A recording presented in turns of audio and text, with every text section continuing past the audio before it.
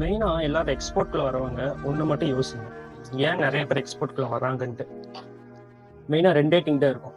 நல்லா சம்பாதிக்கணும், குடும்ப சூழ்நிலைய மாத்தணும். இந்த ரெண்டே ரெண்டு விஷயத்தை வச்சுதான் வெளியில நம்ம வாழ்க்கையவே ஏமாத்துறாங்க. நம்ம வாழ்வாதாரமே போயிடும். ஸோ இப்பெல்லாம் சொல்லி கூப்பிடுறவங்கள கண்டிப்பா நம்பி போகாதீங்க. அடுத்து பார்த்தீங்கன்னா படிக்காதவங்க படிக்காதவங்களை எக்ஸ்போர்ட் பண்ணலாம், கண்டிப்பா சாதிக்கலாம் அப்படின்னு உசு போயிட்டுவாங்க. ஒன்னு திங்க் பண்ணுங்க, நீங்க என்ன பிசினஸ் பண்றீங்கன்ட்டு. நீங்க எக்ஸ்போர்ட் பிசினஸ் பண்றீங்க. அது எப்படி நீங்க படிக்காம ஒரு ஃபாரினர் கிட்ட நீங்க கம்யூனிகேட் பண்ண முடியும்? வெளியில சொல்லுவாங்க நீங்க ஒரு ஸ்டாஃப் போட்டு மெயின்டைன் பண்ணலாம் அப்படின்ட்டு. அப்படி ஸ்டாஃப் போட்டாலும் உங்க உணர்வுகள் அந்த ஸ்டாஃபுக்கு இருக்குமா?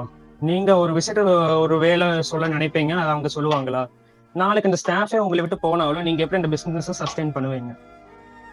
அதனால இப்படிலாம் சொல்லி கூப்பிடுவாங்க. அப்பயே நீங்க நம்பிலாம் போய் ஏமாறாதீங்க.